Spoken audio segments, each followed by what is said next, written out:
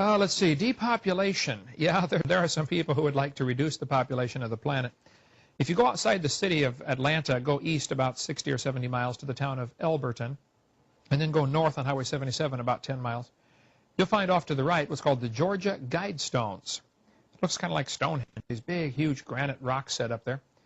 This was done by a guy, we have a pseudonym, came in, paid cash, had this company set these things up in 1980. He called himself R.C. Christian, but that's not his real name. It says right on the stones, a pseudonym, false name. On these Georgia Guidestones, it gives the 10 Commandments for the New World Order. 10 Commandments for the New World Order. The first commandment was to maintain humanity under 500 million. I went there and looked at those things and said, now, hold on a minute. Today's population is 6 billion.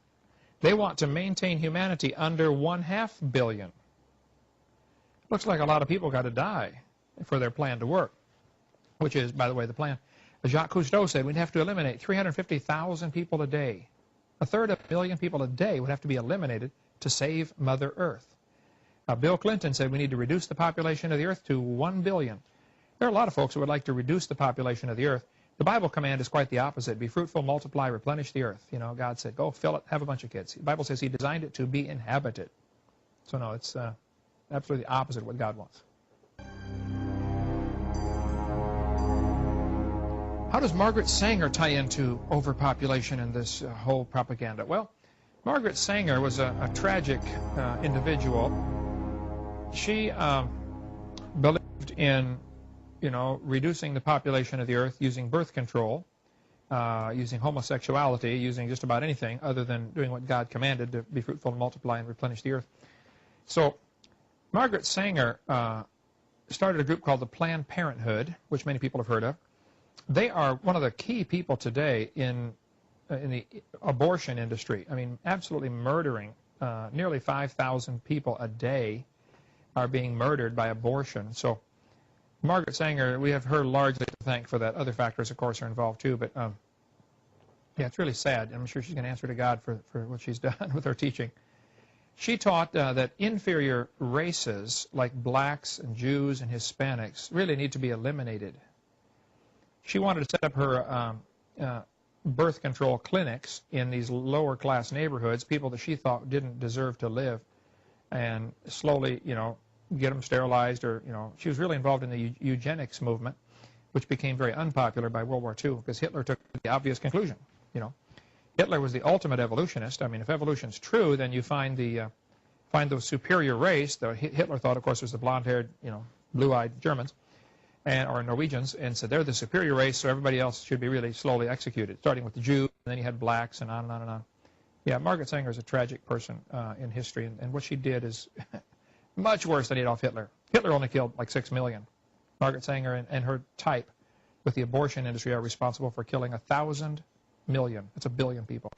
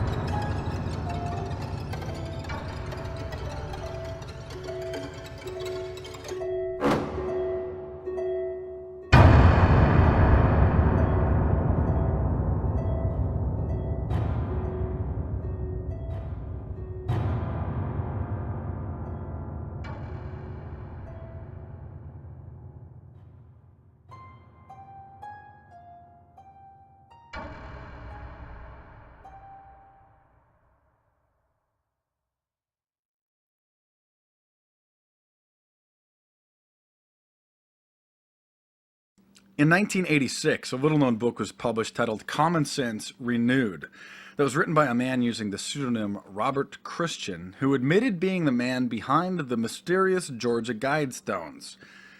The Guidestones are an enormous granite monument consisting of 4 stone slabs standing almost 20 feet tall, which have an inscription of 10 different commandments engraved on the 8 different sides of the stones in 8 different languages.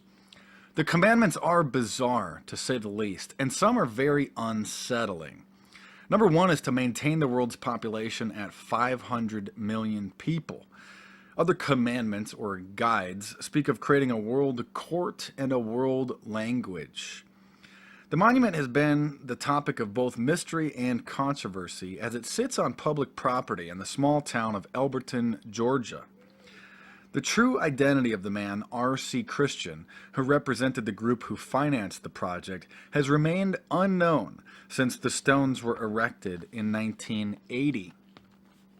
The publication of Common Sense Renewed shed some light on the subject, but his real name and that of the group he represented remains a mystery.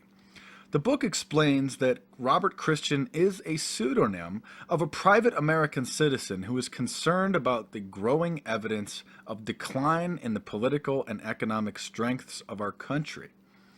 It goes on to say that the first 2 printings of Common Sense Renewed were sent to several thousand political officials and shapers of public opinion throughout the world and all members of the United States Congress.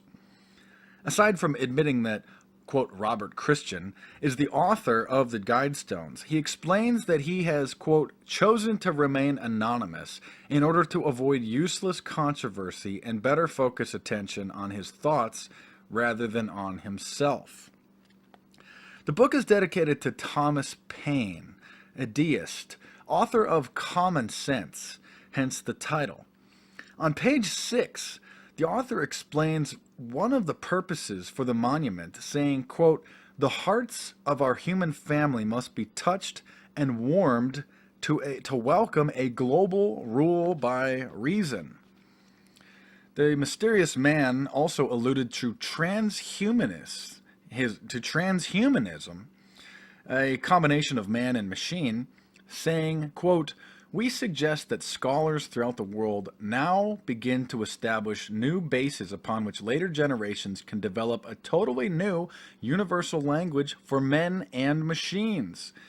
It will be adopted to our speech mechanism and to the language facilities and patterns impressed in our nervous system.